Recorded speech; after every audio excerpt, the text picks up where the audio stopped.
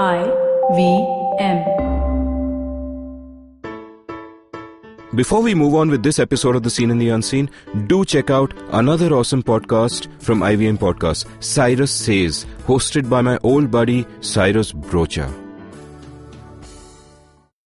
The game of cricket that I watched and fell in love with while growing up in the 1980s and 90s is a different sport from the one we play today, and that I also love. It looks the same, but so much about it is so different. The grammar, the skills required, the incentives at play, as an economist would say, the kind of youngsters who come into the game, the kind of people who watch it, and the reasons for which they watch it. Everything about cricket has changed. And in this time, everything about India has also changed. More than 60% of the country today was born after the forced economic liberalization of 1991. And the social and cultural changes have been vast. Equally, in this time, technology has also taken quantum leaps, and the world in 2018 would seem a science fiction world to the boy of 1991. How could cricket not change? Welcome to The Seen and the Unseen, our weekly podcast on economics, politics, and behavioral science. Please welcome your host, Amit Varma. Welcome to The Seen and the Unseen. My episode last week was called The Evolution of Everything, in which my brilliant guest, Matt Ridley, described how Charles Darwin and Adam Smith had the same grand idea and how everything evolves in bottom-up ways. We spoke about the universe, about life, language, cities, the economy, and the sense of self in that context. Well, today's episode is about the evolution of cricket. And my guest is someone who's been a hero of mine for a couple of decades now. Harsha Bhogle is a legend of cricket commentary, but he embodies a pleasant contradiction of being both a larger-than-life figure, as his celebrity stature makes him, as well as being down-to-earth and humble. He showed great kindness to me in my past life as a cricket journalist, which I suspect he may not even remember, and I was delighted when he agreed to appear on The Seen and the Unseen to talk about how cricket has evolved in the course of his nearly 3 decades in the game. But before we cut to the conversation I had with him, let's take a quick commercial break. Like me, are you someone who loves fine art but can't really afford to have paintings by the artists you like hanging on your walls? Well, worry no more. Head on over to IndianColors.com. Indian Colors is a company that licenses images of the finest modern art from some of the best artists in India and adapts them into objects of everyday use. These include wearable art like stoles and shrugs, home decor like cushion covers and table runners, and accessories like tote bags. This allows art lovers to actually get fine art into their homes at an accessible price, and artists get royalties on sales just like authors do. What's more, Indian Colors now has an exciting range of new products, including fridge magnets with some stunning motifs and salad bowls and platters made of mango wood. Their artists include luminaries like Babu Xavier, Vasvo X Vasvo, Brinda Miller, Dilip Sharma, Shruti Nelson, and Pradeep Mishra. They accept bulk orders for corporate and festival gifting, but even if you want to buy just for yourself or a friend, head on over to IndianColors.com. That's colors with an OU. And if you want a 20% discount, apply the code IVM20. That's IVM for IVM Podcast. IVM20 for a 20% discount at IndianColors.com. Harsha, welcome to The Seen and the Unseen. Thank you. Harsha, it's great to finally have you on the show. And before we start talking about how cricket has evolved over the last 25, 30 years that you've been part of the business, tell me a little bit more about how you got into becoming a cricket journalist. I mean, you weren't always a television guy, right? You started off as a lowly print person like me. I love the use of the word lowly, but long before the lowly print guy was a guy doing stuff on Yuvavani in Hyderabad. I was doing a little bit of radio commentary, actually. I did my first ball-by-ball broadcast when I was, 19 years old. Wow. It was a Ranji Trophy game. Learnt a lot. Learnt what people should not do and told myself, when I become the senior broadcaster, these are things I will not do to younger people working with me. But yeah, print happened because I started traveling, I started touring, and print was a source of revenue. And it was allowing me to cover up for other pursuits that were not going to pay me. And were you also a cricketer yourself when you started? I enjoyed playing cricket. I played 7-8 years of cricket in Hyderabad. I played 3 years of senior division cricket, which means I was playing the A1 division every Sunday. I played 2-3 inter-college finals, got picked for my university. Wow. It's a very nice, convenient story for people to say, this guy didn't play cricket. I wish I could have shown them the 4 black marks on my thighs when we were still without thigh pads. And I can tell you, I know the pain. And you were a batsman, obviously, I presume. Everybody had to bat. We were playing on matting wickets, so batting wasn't such a challenge. But I started off being an off-spinner for my school team. And then one day this kid turned up at the nets. So with 2 of us bowling off-spin for school for a year. And then one day this kid turns up and I looked at him and I said, dude, this guy's in a different league. So I started bowling leg spin and that's what I bowled for the rest of my life. Who was that kid? I thought the story is going to end in this. No. He played for India schools actually. Okay. He went from the nets to our school nets to India schools in 1 year. The same year. Started off the school nets in 6 or 8 months. He was playing for India schools. So his name was Anant Vatsalya. Wow. He's a fantastic off spinner. I've always been reasonably good at knowing what I can't do. Right. So I looked at him and I said, you can't do this. So I started bowling leg breaks and that's what I did till I finished university. And how did you make the transition into full-time journalism and then from print into television? Journalism because I was writing a little bit in Hyderabad. And then, of course, I came to Mumbai. And I wrote the odd piece here, the odd piece there. I was working with Professional Management Group at the time. And while I was at Rediffusion Advertising before that, I had a couple of pieces published, including one in Debonair for Anil Dharkar, but it was about umpiring. I'm going to look up that issue. Yes. It was about umpiring. I read Debonair for the articles. Of course, everyone does. Everybody does. That's what they said about Playboy. About Playboy as well. And so one day Tariq Ansari calls me and said, would you want to do the England tour for us? And he's the owner of Midday, of course. He then was the owner of Midday. Actually, when I left PMG, he said, look, we've got 3 young women on our sports desk. Can you just help them make the pages? So come for 2 hours in the morning, that's it. And the 3 young girls all went on to have pretty good careers. One was Hema Lashar, who worked for Midday. Yeah. There's Prajwal Hegde, who still writes very well on tennis. And Sharda Agra, who I've grown to admire ever since. She's a legend. And in fact, the other 2 as well. There you go. So those were the 3 young people there. So I'd go for 2 hours in the morning. And this was sort of March, April. And then in May, he said, do you want to do the England tour for us? Wow. I said, Tariq. Why you and why not one of the women? Well, to be fair, they were very young. They were starting out. They were all excellent writers, and they still are. But they were just starting out. So, in fact, I did 1990. By 91, Sharda was going around on tours. I said, Tariq, whatever you do, don't change your mind. And he said, so how much will it cost? I said, I have no idea. So I asked R. Mohan. And he said, whatever you do, don't accept less than £30 a day. Okay. So Tariq was very generous. He gave me $100 a day, which was about 56 pounds. But I had to organize all my travel, my stay, everything. When I write a book, I'll write the story about that. Lugging a manual typewriter with spare paper, carbon paper, spare ribbons, lugging it around everywhere. Keep typing and then telex move to fax. No, I'm sounding like I'm 200 years old. Forget it. No, who were the writers who kind of inspired you? The cricket writers? Not a lot. I mean, as a kid, we used to get Times of India in the afternoon, and we'd read K.N. Prabhu's reports. But I, to be honest, the couple of broadcasters I enjoyed were Dickie Ratnagar and Anand Setalwad. Right. And Anand Setalwad had a lovely cadence about his voice, and it would go lovely up and down and up and down. And I said, wow, that sounds nice. So those were the 2. And for us, the biggest hero growing up was Amin Sayani, because we'd all listened to Binaka Gitmala. Yeah, remarkable voice as well. And friendly voice. Yeah. And from print to broadcast, how did that come about? Actually, I'd done broadcast earlier because I was doing radio commentary in Hyderabad. Carried a cassette player to my senior division league game. I'm batting 6, 7 something. So our openers are batting. And I recorded commentary on that, took it to All India Radio. It's a long story. But I did a little bit of radio commentary there. By the time I went to Ahmedabad, I had already done a few Ranji Trophy games. While I was in Ahmedabad, I did 2 one-day internationals and a test match. So that came before.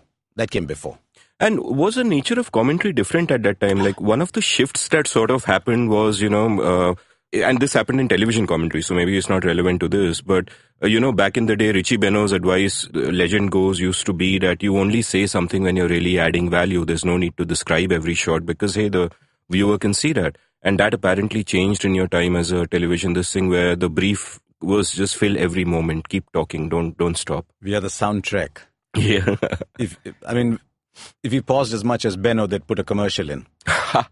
That's a great line. Seriously. Radio commentary in India has disintegrated. Radio commentary in India had its highs in the 70s, 80s, 90s. There were some wonderful broadcasters, quirky, original.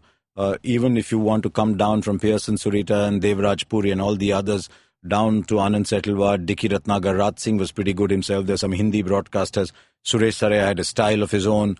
So there were some really good radio broadcasters, and we haven't had one since. There's a couple of good ones. Prakash Vakankar is good, Sunil Gupta is good, but All India Radio is, no. And I guess part of the reason is a lot of the cricket lovers back then must have been following cricket through radio. So they listen to radio. Today, I suppose very few people do, right? In India, not in Australia and England, where radio has held its own. Yeah. The trick is to do on one medium what a more powerful medium either cannot do or does not want to do. Television is a very powerful medium, but television is very arrogant. It has a huge ego, television. Television will not be gentle and mild and polite and fun and informal, which radio can be. And so radio must do what television cannot do. But in India, we don't have radio commentary at all. And whatever there is, occasionally we wish there wasn't. And so literally just a few months back when I was on CricBuzz and we wanted to start CricBuzz Live, and we said we don't have a single second of footage. So we can't compete with television. So how do you then compete with television? You do everything that television will not do. So don't have breaks. Right. Just three people sitting and chatting about cricket. Right. And we chat about cricket for 25 minutes before the play. We talk about the team, we talk about the pitch, we talk who's playing, not playing. But it's an uninterrupted 25-minute conversation with loads of laughter, and we're getting a lot of views. And one of the interesting kind of shifts that happened in commentary itself, before we get to talking about cricket in a general way, was that sometime around the mid-90s, there was this cult of celebrity where essentially it became the rule that all commentators had to be ex-cricketers themselves and ex-test cricketers, or, essentially brought in, like the logic would go that, hey, ex-cricketers would have more insight about how to play the game, but they were essentially brought in for celebrity value. And you were suddenly the only non-ex-cricketer in those terms to be in the frame. How did that transition impact you? How did you respond to it? Luckily, I started before this happened. Exactly. So when this came around, I still remember my first proper television gig was the Hero Cup in 93. Right. And by the time the Hero Cup came, I'd already done commentary in Australia. I'd been on BBC World Service. There weren't a lot of English voices that had worked on professional networks before. So I got to do the Hero Cup. I got to do a bit of television. By then, only Gavaskar was around. By 94, Ravi Shastri came in. By the late 90s, Sanjay Manjrekar came in. So I was lucky that I was in there before. And I wasn't competing with them, right, which is why in that famous interview I told Karan Thapar that I'm the non-striker. Right. When I was batting, I was always seemed to be batting with someone who was batting better than me. And did that change your brief? Sure. Because I imagine when you do radio commentary, you're doing it essentially as equals. Everyone's got his opinions. You're just chatting. You're shooting the breeze. But did your brief become, in this case, to be a sort of a sutradhar or an enabler where you have to ask questions and get insights out of these stars rather than necessarily opine a lot on your own? It was not just inevitable, it was appropriate as well. Right. Because I played school, college, university. I know what it is to hit the ball off the middle of a bat. I know the joy of holding a cricket, of catching a catch that shouldn't have been caught. But I have no idea of the pressure of going out to play on the first morning of a Boxing Day test. Right. So if I pretended that I knew, or if I said to somebody, you know what, his head is falling over when he plays the drive, it might be falling over, but I lay myself open to people saying, but how on earth do you know? Right.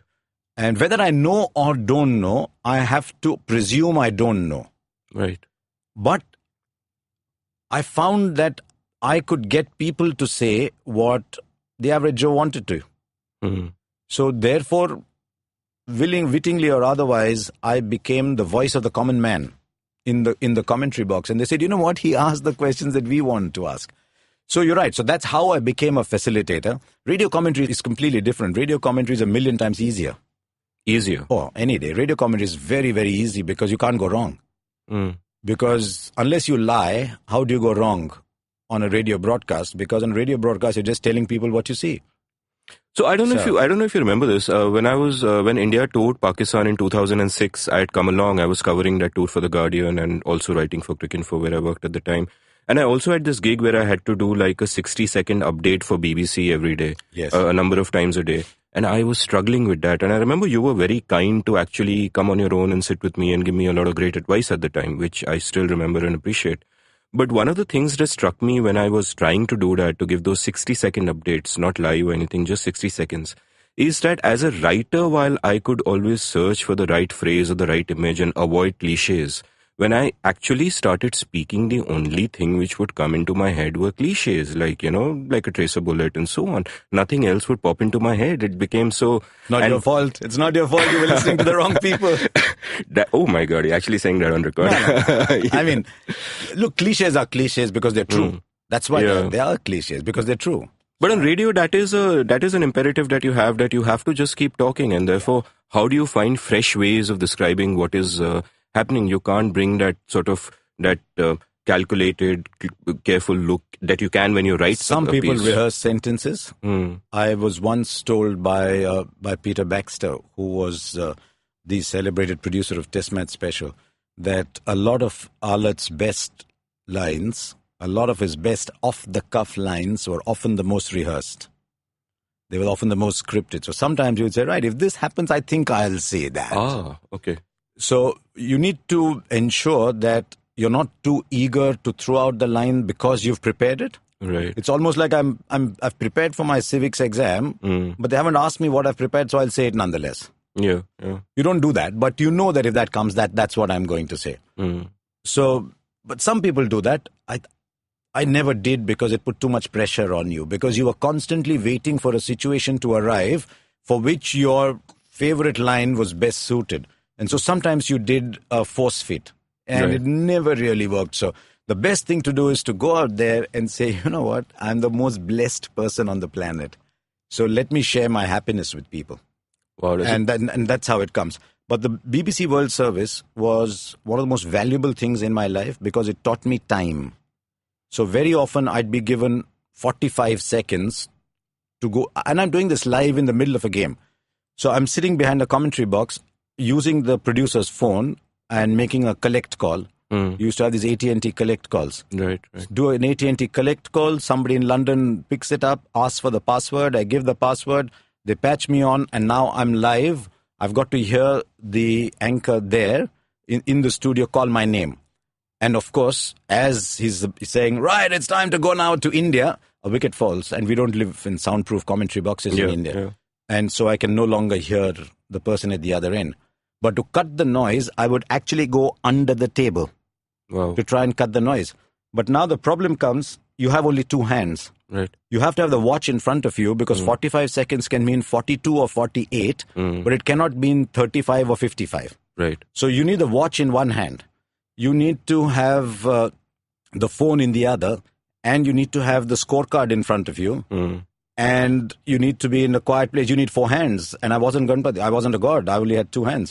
So, and if you do that, if you try to jam the phone against your ear, then it doesn't sound right. Right.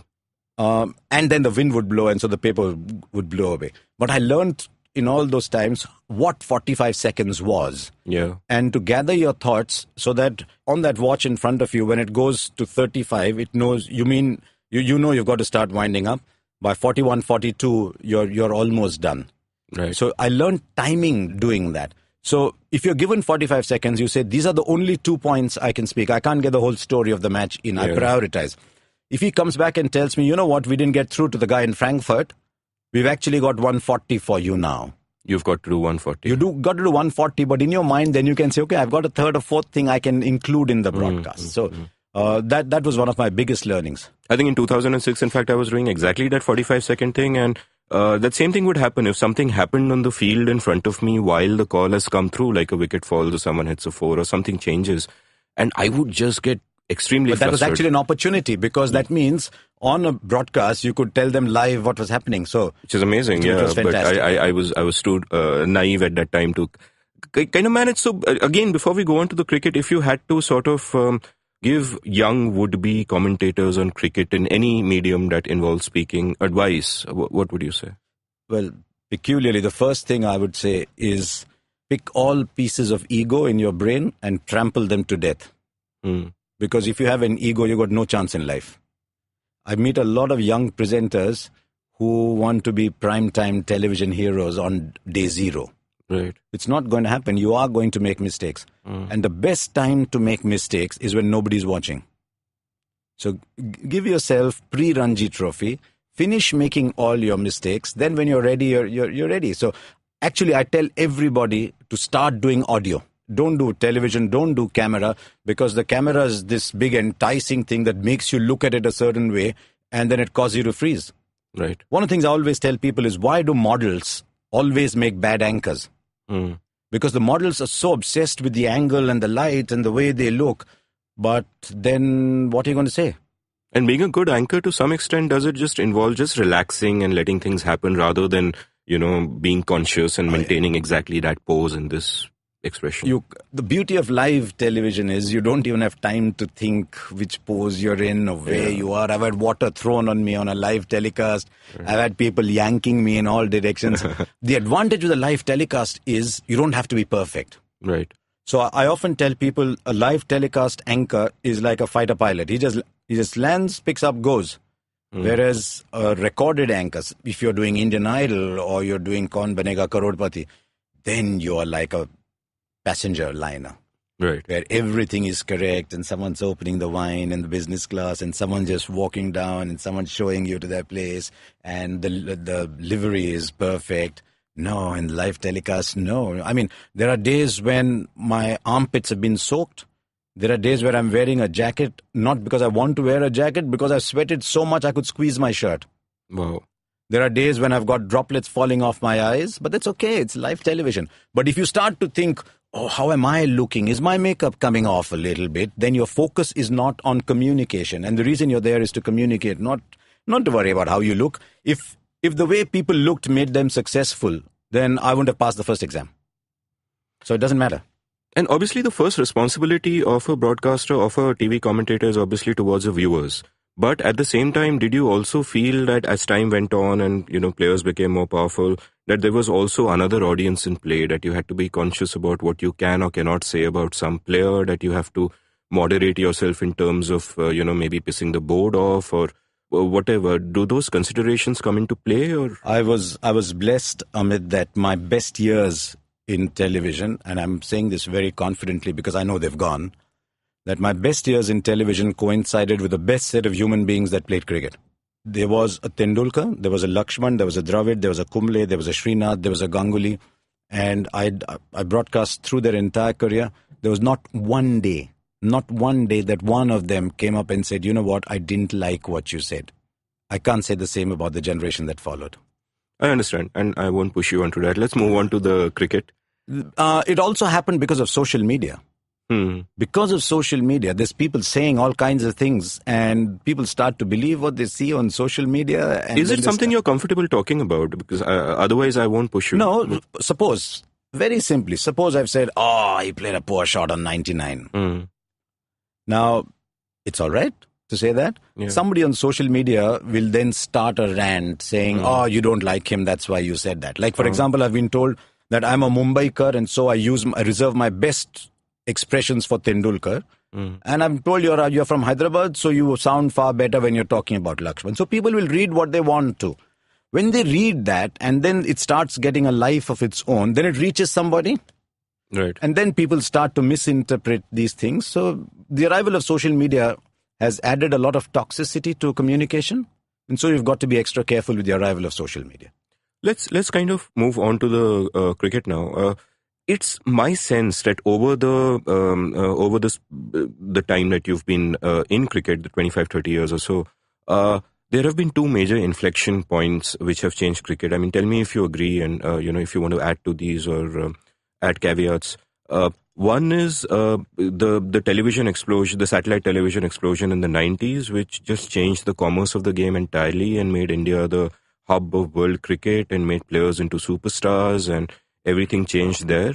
And the second would be, in a slightly different sense, a T20 IPL revolution that had the same kind of commercial impacts, but also it changed the game by, changing the incentives for the players, what kind of cricket they were learning and refining, and therefore brought forward a new breed of players in a manner of speaking, which changed the grammar and language of the other forms of the game, like Test cricket, which, I argued in a column which got a lot of flack recently that perhaps Test cricket is destined to die in these modern times. I can see why you got flack on that one.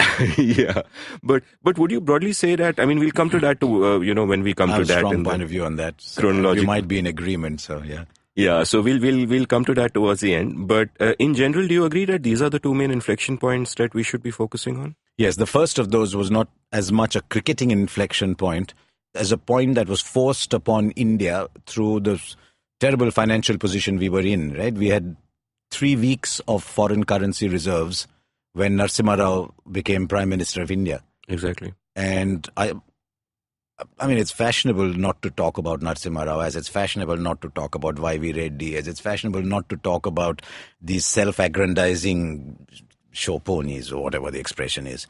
But because of that, we had no choice but to open the economy. The economy opened. The biggest beneficiary of that was Tendulkar, because the Pepsis of the world came in. I think Pepsi is actually a pretty good inflection point, even though it's a brand that we talk about. But Pepsi came in with big budgets.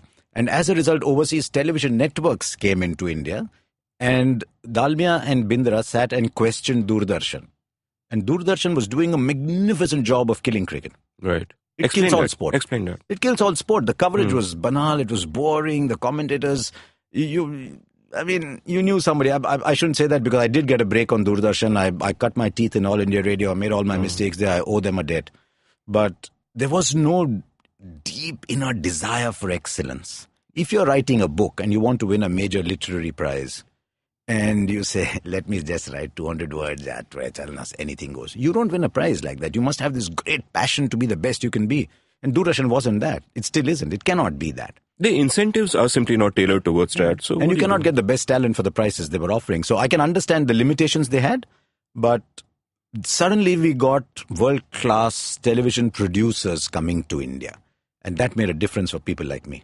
And what also, happened in that period just prior to all this was that Doordarshan actually used to demand money to broadcast matches. Yes. And Dalmia and Bindra kind of turned this around by just following through on the common sense that, hey, why should we pay you money to broadcast? You should pay us, because look at the... There's a fantastic story about that Amrit Mathur told me about. Right. And Amrit was close to the board at the time.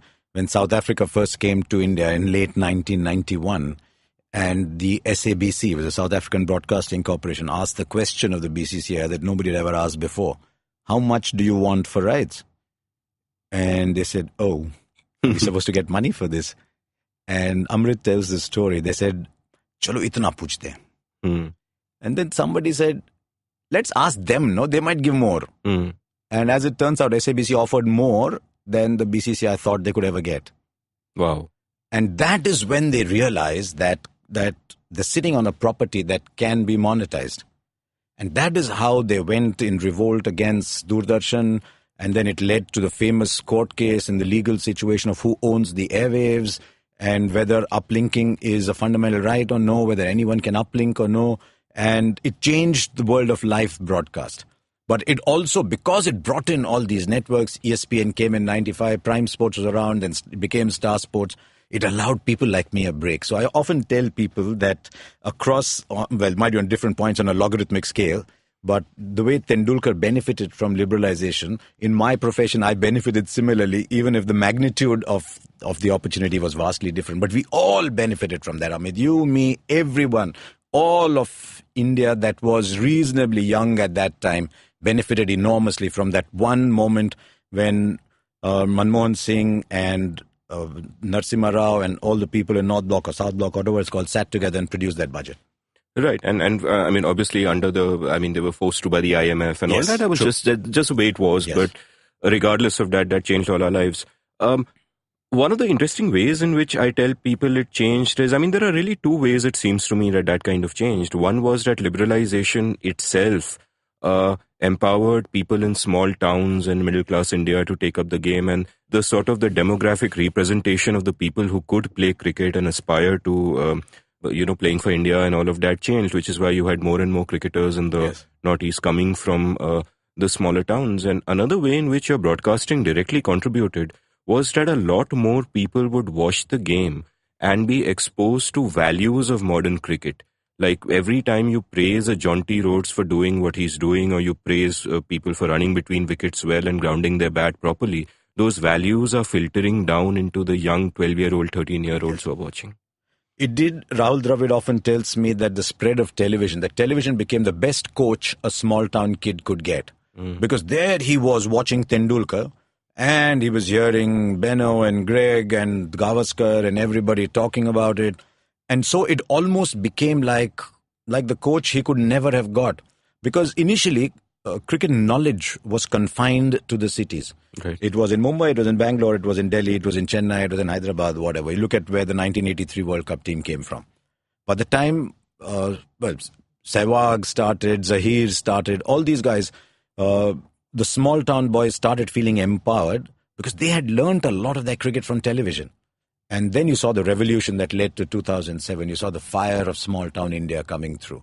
And now we are well into that revolution, to the extent that the old nursery of Indian cricket, which was the middle income Mumbai boy who became the India cricketer, will never ever play for India again.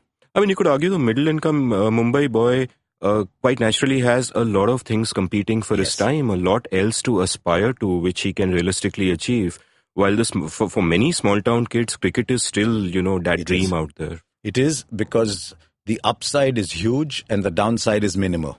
For the middle class boy who has to get the 10th standard and 12th standard marks, the downside of not making it in cricket is huge. The upside is the kind of money now is huge anyway, but the downside is huge as well. I mean, you wrote a very moving book on Azharuddin, and it kind of strikes me as, a poignant thing that he just got his timing all wrong, in the sense, had he come into cricket 10 years later, he would not have needed to or been tempted to go into those kinds of directions, which, cast a blemish on his, if he was like born in 1997 and grew up in the IPL age and all that, he could have just... Yeah, who knows? It is, I mean, inadvertently, we've stumbled onto one of the biggest problems of the IPL, which is, how do you get these children coming from lower to lower middle class households to feel comfortable with wealth and fame? And it's something that affected people around that time as well, match fixing and all that thing that happened, which, given our legal system, it's ridiculous. It was never ever proved. So we can't even say that it happened, because it was never proved. But we found that there are people who could get swayed by the riches and other temptations on offer. And hopefully now that won't happen, but there's so much money in the game now that it is something we need to worry very, very carefully. We need to be very concerned about it. That there are people who don't know what 10 lakhs is, who are getting 200 lakhs for playing 6 weeks. And suddenly their family is now saying, okay, ek aur zero laga do beta, wo hota kya hai? How do we get them to stay focused on cricket, keep practicing their skills, and not say, I'll come and bowl 4 overs, pick up my paycheck and go, because that paycheck goes as quickly as it comes. And you've known cricketers from before the inflection point of the mid-90s or the early 90s or whatever, and you've known them afterwards when money has come into the game, and also because of mass media, there's suddenly superstars at an unprecedented level, including young people who've come from small towns, and out of nowhere they are superstars, like the Sehwags and the Yuvraj and the Zahir and all those guys, that first generation of small town kids in a sense, I suppose. Yeah, Harbhajan. How did that change them? What did you see? Was it harder to cope with that? Did it get to their head? Did it affect their cricket? They were very lucky that, Harbhajan had Anil Kumble, for example. A Sehwag had a Tendulkar. Which is why in almost everywhere that I go, I talk about the huge debt that Indian cricket owes to those group of 6 or 7 players. Ganguly, Tendulkar, Lakshman, Dravid, Srinath, that group of people who came up from fairly similar backgrounds, because cricketers used to come from middle-class families, and the middle class is still a storehouse of values. So they were grounded middle-class guys. The storehouse of values. The Indian middle class is a storehouse of the right values. And they all came up from there. You only had to see Rahul Dravid's father to know that you can offer Rahul Dravid the greatest temptation in the world and he won't be able to look his father in the eye. You knew that, someone once told me if Tendulkar accepts money, then what is left? And I said, go and look at Tendulkar's family. There's no way on earth that can happen. If Anil Kumble took money to perform badly, for one, he wouldn't be Anil Kumble. For two, I wouldn't be broadcasting. So that group of people, and so the newcomers coming in could see how grounded they were and how they were learning and so that generation was very influenced. The new generations, the Harbhajans, the Zahirs, all these guys coming in were very heavily influenced by this core group of seniors. And I'm just kind of thinking aloud. We often wonder about why in Pakistan there is so much churn among players. That, people come and they go, and very often you see the celebrity and the money affecting them and they change behavior, and they also seem to be more susceptible to those kind of influences. And one possibility could be that for a long time in Pakistan, they said there is no middle class. There is just your upper tier of really privileged elites, and then everything is less than middle class. And therefore, perhaps those typically middle class values which you're talking about simply weren't there. It could be under Imran Khan. I can assure you absolutely nothing would have happened, because Imran was one of the rare cricketing statesmen. I don't know how good he is as a political leader, but if Imran was in charge of world cricket, cricket would be very different. And so a lot of people grew under him and they were scared of him. Right. But thereafter, you see what's happening now in Pakistan cricket, that there's a lot of talent coming through. There's a factory. As has always been, I think. It has, because they don't have a proper training, coaching system, a lot of this talent comes out raw. And because it's raw, in T20, everything that is a surprise is an advantage. So I'm not surprised they are the number one T20 team in the world. But what people don't realize is that 2 years later, there's a completely different set of people playing for Pakistan. Right. And 2 years later, there's another completely different set of people playing for Pakistan. There are some survivors. Hafiz is a survivor and Shoaib Malik is a survivor. Yeah. But otherwise, just look at the bowlers. 2 years ago, who was bowling for Pakistan? Wahab Riaz, Mohammad Amir. Mohammad Amir they've virtually lost Mohammad Amir. Right. So I think they needed, if they had the Dravids and Tendulkars and the Lakshmans around them, then they would have been different, but that's their problem. And would you say that the values that the Dravid and the Lakshman and the Tendulkar epitomized are no longer there? Oh, no, I don't say that. I look at Ajinkya Rahane, I look at Chiteshwar Pujara, and for all the outward appearance, Virat Kohli retains a great love for the traditions of the game. Virat Kohli is, in the way he bats, is as much a traditionalist as anybody else. Absolutely. And nobody can ever say that Virat Kohli doesn't love the game enough. Right. So to that extent, it's all there. But we're talking of the complete top deck. Right. Do the younger players want to go through the turmoil of playing test match cricket? Do they want to feel the ball going past their nose when the moment that happens in a T20 game, you're called one short ball for the over, thank you very much, you can't bowl it again or whatever? I think there'll be fewer and fewer people who now want to go through the rigor of playing test match cricket. And if you're an Ishant Sharma, you're an Ajinkya Rahane, where you've reached a certain level playing a certain game, the kid says, "Par yaar, unko IPL contract milega kya?" So I don't know if the next kid wants to be a Pujara or an Ishant Sharma, or he wants to be someone who will come with a peculiar reaction and bowl 4 overs. In fact, it's interesting that when I spoke about the current generation, the two players you named, Virat, of course, is exceptional and we'll come to him later, but the two players you named, Rahane and Pujara, almost seem anachronistic. Yes. Also in the way they play their cricket, which we'll come to, which it doesn't seem to quite, they're almost sort of traditionalist players who would have been greats maybe a generation earlier, but now you kind of wonder, do they really fit in? Yeah. Pujara would probably have been far better off playing in an earlier era. Right. Because he's now under pressure to deliver every time. Yeah. I think we've made a couple of good players very insecure. The Pujaras and the Rahanes, and even to some extent Ravichandran Ashwin. Ashwin is a Kumble incarnation. Right. He's the same height, the similar education, love, similar intelligence, similar things. And just as Kumble was told all his life that you don't turn a ball, and he took 600 wickets. Right. Ashwin, we're always searching for what Ashwin cannot do when he's got 330 test wickets. Right. And yet we are finding reasons to keep leaving Ashwin out. And we go across the world and they laugh at us. Right. He's got 330 wickets. He's got to 300 faster than anybody in the history of the game. And we say, yeah, that's because he bowled in those conditions. Jimmy Anderson's just come to Sri Lanka. He's played 2 test matches, got 1 wicket, and he says he feels like a fish out of water, is not playing the next test match.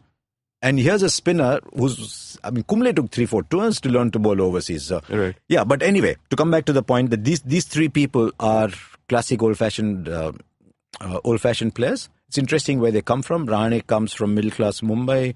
Pujara comes from a father who was so much in love with the way cricket was played that he made him that kind of player. And Ashwin comes from, I don't think he comes from Chennai, I think he comes from Madras. That's very well said. Do you think Ashwin should be in the one-day side?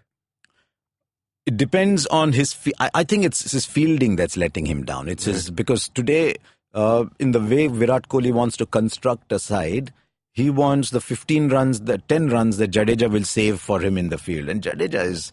I think his Yuvraj at his peak is that standard as a fielder. So the moment Ashwin is a little slow chasing the ball to third man, you start to think, oops, that's another single gone there. That's another 2 runs gone there. But I would definitely have him because at number 7, you still want someone who can bat. We hardly have people who can bat and bowl. I would definitely have him in the mix. Ashwin, Jadeja and the 2 wrist spinners and Krunal Pandya. This would be my 5. Your 5 stock spinners. Yeah. All remarkable players. We'll take a quick commercial break and then we'll come back and talk about the other great inflection point, the IPL revolution. Hey, it's been another great week on IVM Podcast. If you're not following us on social media, please make sure you do. We're IVM Podcast on Twitter, Facebook, and Instagram. Our Instagram page is actually pretty interesting. The stories we do are the team and what they're doing on a day-to-day basis, and they're pretty kind of fun. Take a look at them. Let us know what you think. This week on Cyrus's guest is writer and journalist Namita Devidayal. She talks about how she got into journalism, her background in Indian classical music, and her upcoming book titled The Sixth String of Vilayat Khan. On The Scene and the Unseen, Amit Varma's guest is a cricket commentator and journalist whose voice most cricket fans can identify. I hope you guessed that it's Harsha Bhogle. He spoke to Amit about the evolution of Indian cricket, its rise, and the changes that he has witnessed over the years. Really, really great episode, and we're really excited to have Harsha on the network. Please definitely check it out. We also launched a brand new show called The Paperback Podcast, hosted by Racheta Sharma and Satyajit Roy. Every week they'll talk to industry experts about 5 of their favorite non-fiction books. The first episode featuring Apurva Damani of Artha Ventures is out on the 5th. On the Rediscovery Podcast final episode of this season, Ambika and Hoshar talk to Pankaj Shah and Sumit Gambhir. They talk food, travel, and the secret ingredients to a decade of managing Indian restaurants. Pankaj and Sumit were also participants in our other show, The Colaba Cartel, so it'd definitely be a fun conversation and definitely check them out. And with that, let's move on with the shows. Welcome back to The Scene and the Unseen. I'm chatting with Harsha Bhogle about the evolution of cricket in his lifetime. T20 cricket changed so much, not just in terms of commerce, in the sense that it brought a new viewership to the game and it also allowed a much wider pool of people to make a living than was otherwise happening. But it also changed the sort of the way people played their cricket. Like, before the break, you were talking about how the 10 runs that Jadeja might save over Ashwin, they matter far more in limited overs formats, and people are kind of recognizing that. In a T20 game, even a single run saved can be a big deal, and equally, it also, to some extent, explains the rise of wrist spinners. I think the wrist spinners are coming in for a reason, which is that a lot of people with big bats are hitting through the line and miss hits are going for 6. Right. The single greatest criminal act in T20 cricket is to bring the boundary ropes in. And so miss hits are going for 6. As a result, anything that deviates off the surface, people are finding it difficult. You notice no one can play swing bowling anymore. I was in England earlier this year and I asked somebody, I said, is swing outlawed? Is the people not allowed to swing the ball anymore? So the moment the wrist spinner turns the ball, when you attack the wrist spinner, you're playing into his hands, right? Right, exactly. The same wrist spinners cannot buy a wicket in Test match cricket. Right. Kuldeep Yadav is not yet a Test match cricketer. Chahal is not even being considered for Test match cricket. Imran Tahir is not a Test match cricketer. Rashid Khan, the world's number 1 T20 player, couldn't bowl a spell right in that Test match. Sunil Narayan is not a Test match cricketer. You look at all these spinners that are doing well. They don't do well in Test match cricket because batsmen are not charging and hitting them through the line, but they're waiting and milking them for a single. And now all of a sudden they don't have the guile to get them out. So that's a change that T20 has happened. It's brought about bowlers who are very good when they're attacked, and the batsmen have no choice but to attack because the run rate is hovering over his head. That's the grammar of the game. And that also buttresses the point that T20 and Test cricket, calling them both cricket sort of implies they are the same sport, and they're not the same sport.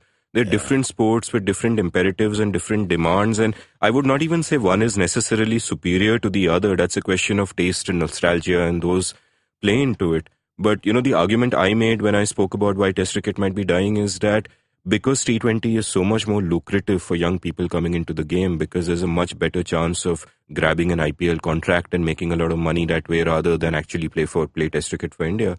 Young cricketers are incentivized to tailor their skills towards T20 cricket, which is why you might end up with a generation which cannot play swing bowling anymore, as you pointed out. And we might never, for example, have a good Test series in England because those skills are simply gone. Is that a worry you share? There's another reason.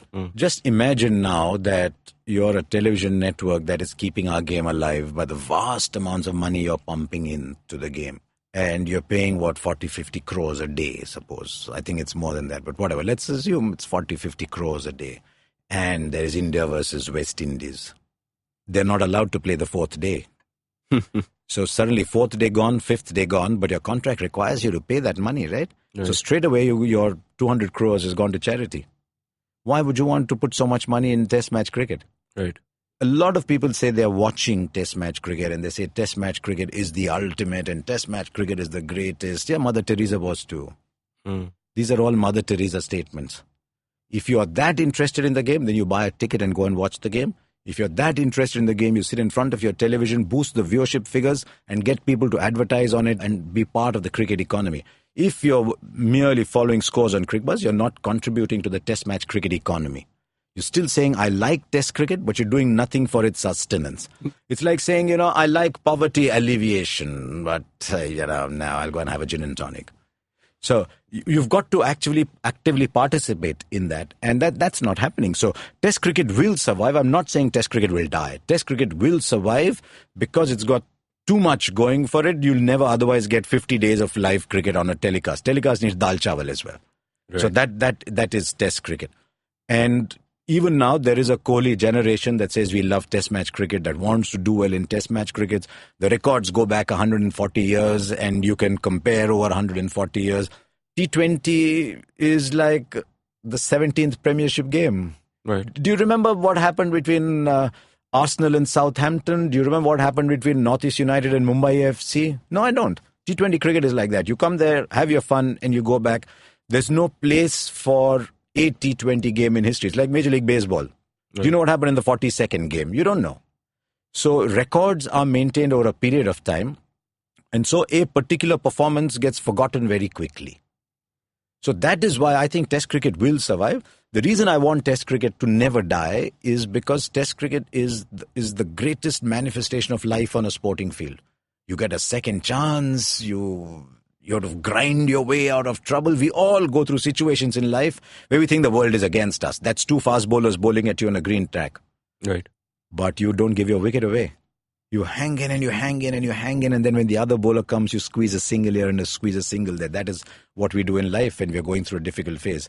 So I hope Test cricket never goes, but I think Test cricket will become what marketing people probably call the loss leader. It will continue to make losses. It will be funded by T20. Does it make losses? Oh, 100%. 100% it does. I mean, you'll find people say, no, it doesn't make losses. Of course it does. I mean, you must ask people who put money behind sport. My sort of dipstick is media buyers. Right. I think media buyers understand the market better than anybody else because they're spending someone else's money. They have skin in the game, yeah. If you ask them, bid for Test cricket alone, ask them what percentage of the bid they would put in, if they would put in a bid at all. Right. You'll get some very interesting answers. I've asked that question, but I've got those answers in confidence.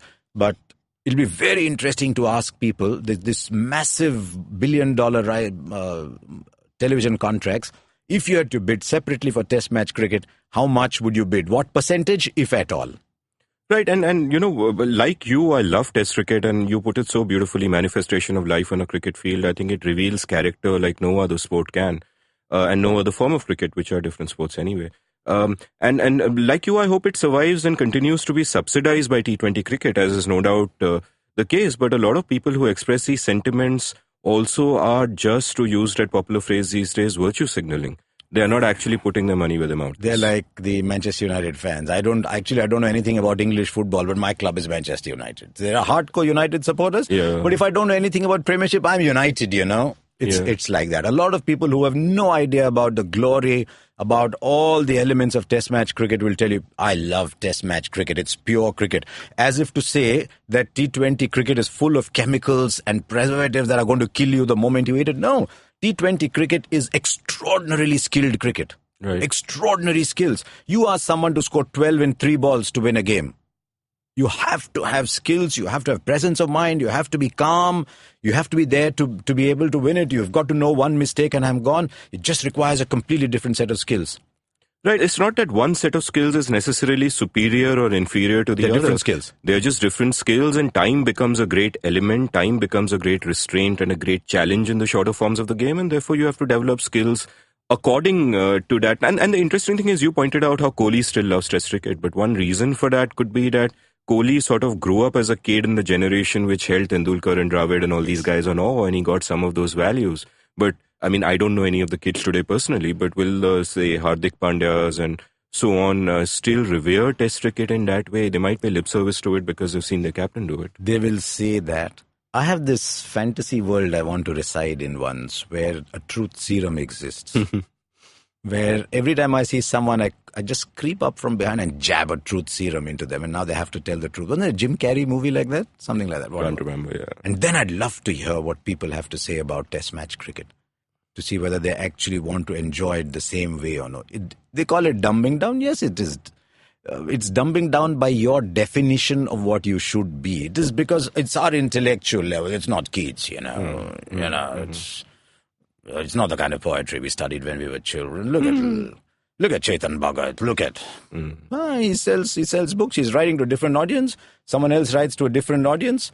There was a Satyajit Ray movie. There was a Manmohan Desai movie. So you choose what you get. You pick what you want. And it's not even the same kind of difference. I mean, it's the anchoring effect that we are used to cricket being over 5 days. If Test cricket did not exist and T20s were the dominant form of the game, and then somebody said, hey, I have a brainwave, let's play this over 5 days. Yeah. You'd laugh him out of the room. The same way if someone said that a football match should not be 90 minutes, let's have a 6-hour game. Yes. And you'd laugh him out of the room. And the skills required for that would be completely different, but they wouldn't necessarily be romanticized over this one. You said something. Is it really cricket as we knew it? The laws are largely the same. There are little playing conditions here and there that are different. Like football spawned futsal. Right. Should we call cricket quicket? And say, okay, that was cricket. This is cricket. Let's play this. But eventually, the romantics always have to bow to commerce.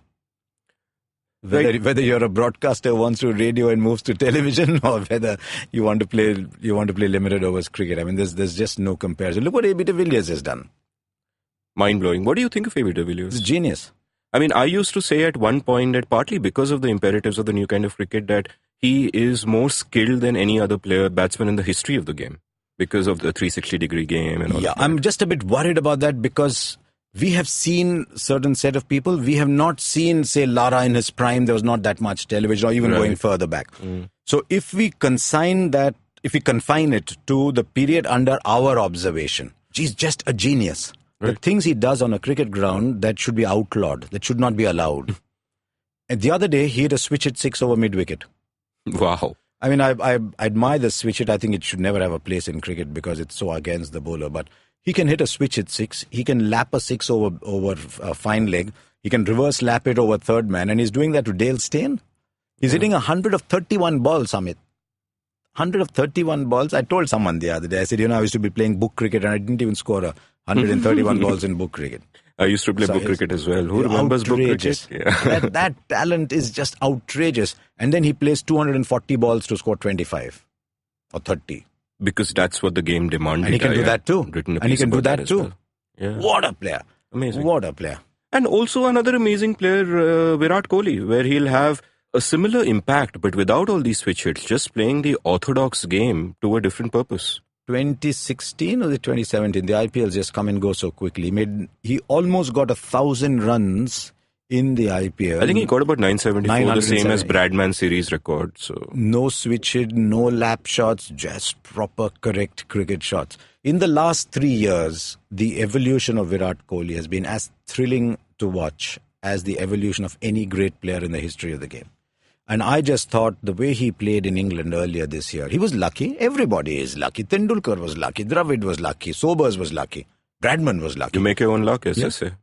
I mean, on 20, playing and missing against Anderson, he gets dropped by David Malan. And then he goes and scores 100. He made 530 runs in that series. The last time he went there, he'd made 140. Right. And the way he played Anderson, he just said, I will not get out to Anderson. He played and missed, yes, but you could just see the ferocious desire. To me, Kohli versus Anderson this year was like a sermon being delivered on the greatness of Test match cricket. Because Anderson could not be taken off after 2 overs. You could not suddenly say, but I can't have more than one slip. I must have 5 fielders outside the circle. No prisoners taken. No chance. He's not going anywhere for the next 9 overs. You've got 54 balls coming at you. You better play them. And I can have 6 around the bat. I can have 7. I can do what I want. Now every ball is an exam. You didn't like thermodynamics, right? You've got 54 thermodynamics papers coming at you one after the other. So to me, I mean, I would watch Anderson and you know, in England, if you leave a ball that you meant to play and you just leave it, those crowds out there will go, well left, young Because man. they'll get it. They'll get what's Well happening. left, young man. Yeah. If you want to enjoy Test cricket, go to the Boxing Day Test. But that's in Melbourne where you're one of 90,000. You're an ant. Yeah. Go to England and watch Test match cricket. They'll clap. They clap everybody. In our country, we're reaching a stage we're not allowed to clap for the opposition. But it's So tell me something. 10 years ago, 11 years ago, when Kohli kind of first started appearing on the scene, when he got, when he came out of the under-19 ranks and he was sort of promoted up to the senior ranks. With a temper and a tattoo. Yeah. And, Did you have a sense that he will become this? No. I mean, it's very easy to say, I spotted that talent. Hindsight bias. Nobody did. Nobody did. In fact, we still said the moving ball. As late as 2014, we were saying, wow, what a player. But you know what? The moving ball troubles him. Yeah. Nah, he's... and I think it's come about... You see Kohli and you see arrogance. And you see Kohli and you think my way or the highway. You see Kohli and you think I want this is how it should be played. What you do not see is the extraordinary discipline that has taken him where he has reached. And that has not changed in the game over the last 100 years. Just knowing what is right for you, having the great perseverance to actually go and do that.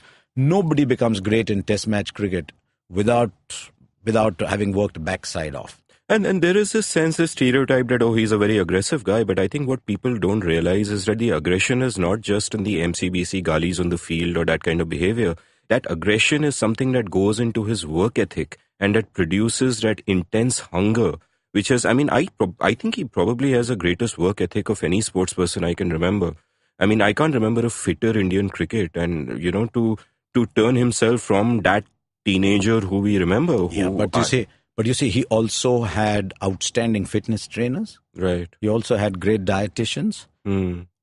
I have seen Rahul Dravid in a gym lifting weights, and Rahul Dravid was putting his body through. His body was complaining and screaming in 12 different languages. But he was still doing it. And when I was walking on the treadmill next door, and I said to him after, I said, Rahul, why are you doing all this?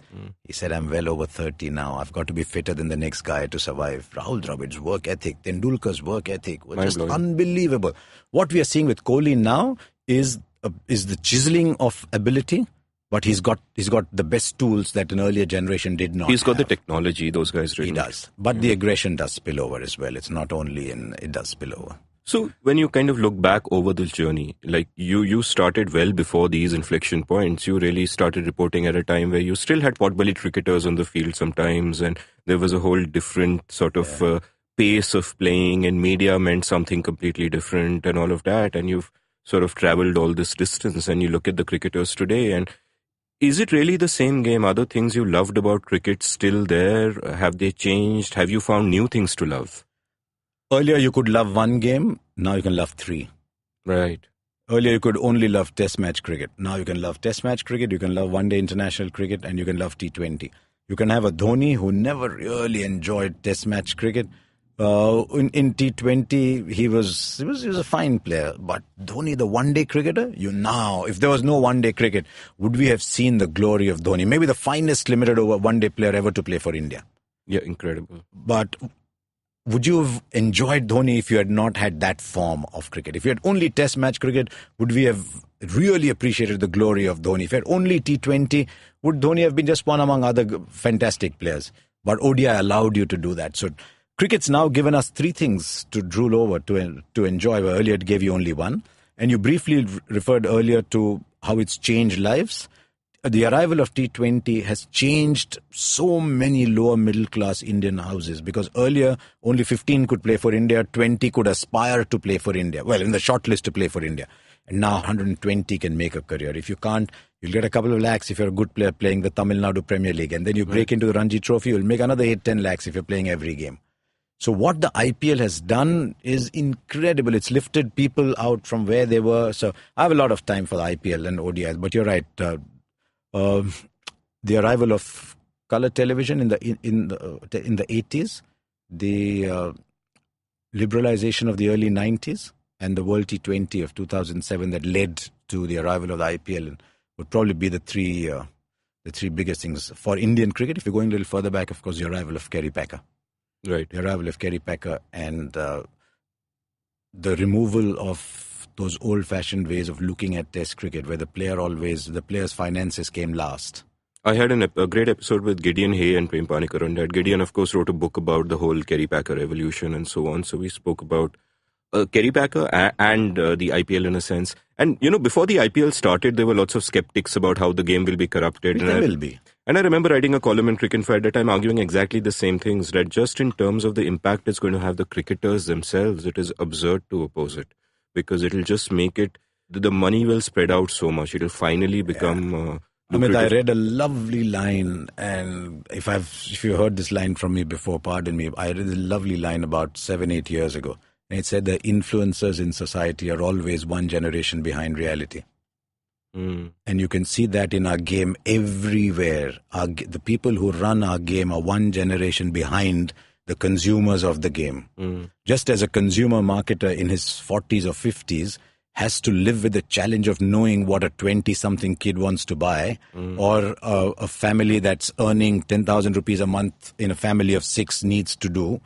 He has to understand that. Similarly, the people running the game have to understand what the 20-somethings feel about the game. We can't say, there's only girls and women, we don't care about them. No, they're now in, almost 30% of your audience. So we're way behind. And so every time something new comes, people will say, our game is no longer the same. Pajama cricket, it rescued cricket. T20 cricket came, it rescued cricket. And has this realization of the change filtered down to the commentary box? I mean, if you look at the demographic profile of commentary boxes, you got a lot of old people. You got the venerable Mr. Gavaskar in his 70s. Have they was that a slow process where they began to figure out what's happening? Is there still a sense of denial? It's I don't think they don't like T20 cricket. Right. But T20 cricket requires a very different kind of broadcast. In T20 cricket, you've got to keep pace with the action as well. Whereas in Test match cricket, sometimes you can just pause and let it go, and the wind is blowing by, and what a lovely, what a shot that was. In T20, you've got to be up there with the action, and very often with the commercial intrusion, you have to say in 10 words what you would like to say in 40. Right. So it's a very different kind of game. I absolutely enjoy doing it. If you ask me what is the one broadcast you'd like to do, it'd be the last 4 overs of a T20 game. Because that's when the excitement is building up. Every ball is so critical. So it has changed, yes, but overall broadcasting has changed. Producers are demanding different things from broadcasters than they did. It's still irritating to just repeat what you've just seen, but the game needs more storytellers than ever before. Because someone's watching at home, he doesn't want a lesson in physics on a straight line on where the head is, where the knee is, where the toe is, and see how it's moving. Yes, you need to know that. But the lady in Gulbarga is not interested. Lady in Gulbarga wants to know, why is Virat Kohli getting it right? What is Virat Kohli going to do in this situation? So you need storytellers, and I'm overjoyed that this year both Fox and Channel 7 in Australia, post the Channel 9 rights transfer, have said we're going to go back the old television way, which is having callers and summarizers. The callers have seen the game for a long time. They place all the action in perspective. They don't tell you what is right or wrong. That they get the summarizer to say, sometimes they say, that's not a great ball. That's okay. But very clearly defined. Cricket's the only sport that has gone all player. Right. Football has callers. Football's the biggest game in the world. Football has callers. Every sport has callers because it's a completely different skill. It's a very different skill to be able to keep pace with the game, to be able to find the words for the narrative. I mean, without Tony Gregg's commentary on Desert Storm, would Tendulkar's innings have had the same impact? I mean, I remember when Tendulkar was post-retirement was doing that walk around the Wankhede Stadium. There's a producer, young producer of ours. He just nudged me and said, "You." And I said, "Me?" He said, "Yeah, you know Sachin since he was 14. You'll understand this moment better." And I got to describe that last moment of Tendulkar, and I could add all the feeling because I knew exactly what was going on through his mind. And Ian Bishop was sitting next to me, and he started, and I said, "Ian?" And he said, "No." But when Carlos Brathwaite hit the 4 sixes, nobody knew what it meant more than Ian Bishop did. And so Bishop was able to get the best words out. So you still need to be a storyteller. If you've played international cricket at the highest level and you're an excellent storyteller without the ego to understand just what the man in the street wants, you have a huge advantage over someone like me who's not played the game. But sport needs storytellers. Jungle mein mor nacha kisi ne na dekha. And is it going to happen on television? Because a prototype of you, a young Harsha Bhogle who is 16 years old today and wants to get into commentary, no chance, is not going to get in because it's all celebs and ex-cricketers basically. No but chance. Other media he possibly can. And that is the next revolution that is coming, which is what we are doing. At CrickBuzz. Or what you and me are doing just now. Right. Do a podcast. No force on earth can stop you from having your own channel. Digital is going to revolutionize, it already is around the world, is going to revolutionize opinion in sport. All along we were told, what's your batting average? You're not allowed to have an opinion. Right. Now there's this kid coming out of college who knows every number in the world, and he's projecting those numbers through an algorithm. He's creating a predictive algorithm, and he's telling the expert, I think this is what's going to happen. Right. And he's got as much chance of that coming right as the expert does. Right. And so we will start having different kinds of broadcasts. I said that about 3 years ago. I said you must have for the very same match 4 different kinds of broadcasts. You must have the expert broadcast for the hardcore lover of the game. He wants to know technically what is happening, what is right, what's going on. You must have the storytellers broadcast. You must have the nerds broadcast. And you must have a broadcast with no commentary. I mean, you can actually potentially have unlimited audio feeds which you provide, which people can watch along with the live images in front of them. So that is what people do in other countries. They listen to the radio broadcast and watch the telecast. And is that something you're excited to do going forward? I would be overjoyed by it. I mean, I see the talent among young people. Young India today is an outrageously talented country. We have no right to tell a 17-year-old kid who understands sport so well, because you don't have a batting average, you are not allowed to enter this community. This game belongs to all of us. What did we do first? We said, you are not in the cities, you can't play the game. Then the people in small towns came, we said, you're a woman, you can't play the game. Then we said, you're disabled, you're physically challenged, you cannot play the game. Says who? The visually challenged have a right to play the game. The deaf and dumb have a right to play the game. They're having their own World Cup.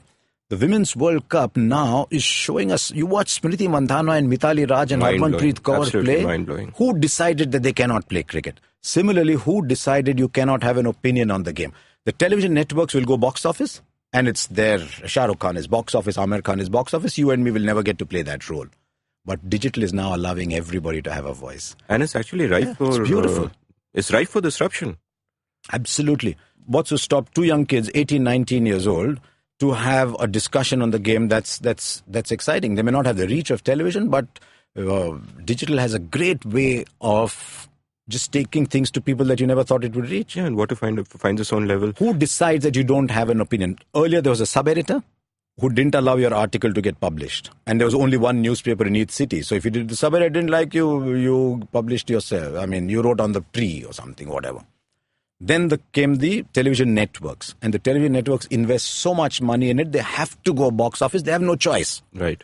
It's like, I want to make a Shah Rukh Khan movie. My movie is already costing 100 and 200 crores. Right. So, right, I have to have the big stars in it. I have to have the masala. I have to have the song. I have to have whatever. But what are we seeing in cinema today? We are seeing Badhai Ho competing with Thugs of Hindustan. Right. What is the comparison? That will happen in digital. We will get to a stage, and I don't know what the law is, what the rights will be. We will get to a stage where there'll be young people sitting and having a ball watching the telecast and people just following that soundtrack with the action. And I hope some young people listening to this podcast now take inspiration from your words. Yeah, the outstanding. I mean, sometimes I meet these young people and I say, what would I give to be 30 years younger today? They are, I mean, I see young India and I go, wow, just the sheer ability. This is inevitable. It will happen, and we cannot stand in the way of young people getting into broadcast, and digital is going to help them do that. So I'll end this episode with a sort of a final question that, you've been with cricket, you've been part of cricket for more than 2.5 decades, almost 3 decades. What gives you hope about the future of the game, and what causes you worry? This game has been written off so many times. Just as India as a nation has been written off so many times, and India bounces back. We're a powerful country at the moment. Cricket will never die because cricket is embedded in our thoughts. Cricket is embedded in our culture. The President of India goes to Australia and he's delivering cricketing parallels. Australia is trying to invest heavily into India. What do the two countries have in common? They did some research and they said the kangaroo and Bradman are the two most known names across in India. Wow. Then it came to border, then it came to war, then it whatever. Then it came to sledging, which is for better or worse. But cricket will never die out of India, and T20 will take cricket to places that we never thought cricket would reach. It may not go to China, it may not go to the US, but we have to stop this obsession that everything in life has to go to China and the US. Cricket is being played in Fiji, in Papua New Guinea. There's 105 countries playing. T20 cricket will be the missionary that our game needed. Test cricket was, stiff upper lips, a closed club. Hello there, do you have your shoes tied properly? No, you're out. Oh, your jacket isn't buttoned. Only 6 of you can play the game. No, T20 will take it to 100 countries. And that I see. I see T20 as a missionary of the game that will bring people in, and then they will start to say, this Test cricket looks like an interesting thing. Right. So if you like Test cricket, stop trampling on T20 cricket and realize that T20 cricket is the gateway that's going to draw people into your hidden house right at the end. The two things that excite me the most are where T20 is taking cricket. Look at Afghanistan. Incredible. Oh, Rashid Khan was telling me the story. He said he went to a camp that his friend was running, and he said, "You're now famous. You must come and inaugurate my camp." He said there were 126 bowlers there. Wow. 126 bowlers. And he thought, there'll be a left armer, there'll be a fast bowler. 126 leg spinners. 126 leg spinners growing up in Afghanistan. Try and find me that hunger somewhere else. And did you think Afghanistan would do well? Do you think Oman would do well? We get Nepal. Sandeep Lamichhani from Nepal comes and he's good enough to win an IPL contract and play for Delhi Daredevils. But we were not allowing the Nepals and the Afghanistans to play cricket because we said it's not for, they can't. So for too long, cricket has prevented people from entering its fold. Cricket has to allow everybody into its fold. So I'm excited about where T20 will take our game, and I'm excited about the next generation of opinion makers that digital will allow in to break this closed field that the enormity of television is bound by. That's an incredibly inspiring note to end on. Thank you so much for coming on my show. Pleasure. If you enjoyed listening to that episode, you can follow Harsha on Twitter at Bhogle Harsha. You can follow me on Twitter at Amit Varma, AmitVarma, and you can browse past episodes of The Scene in the Unseen at sceneunseen.in or thinkpragati.com. Thank you for listening.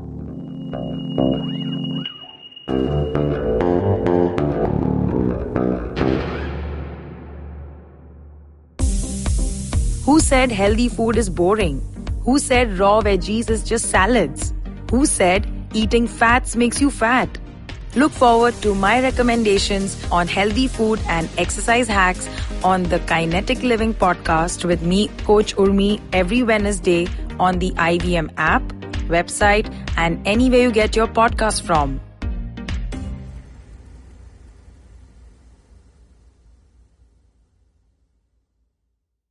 Shunyavan, Shunyavan, Shunyavan, Shunyavan.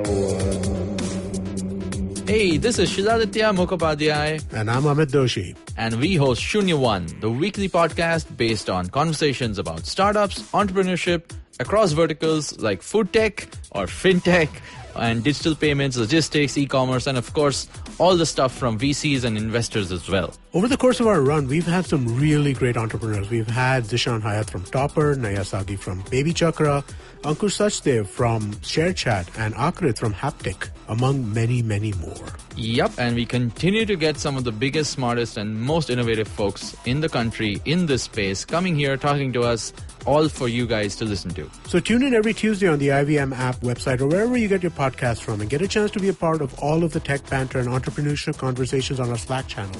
Talk to our guests, they show up as well. All you have to do is request an invite on ivmpodcast.com/Shunya1.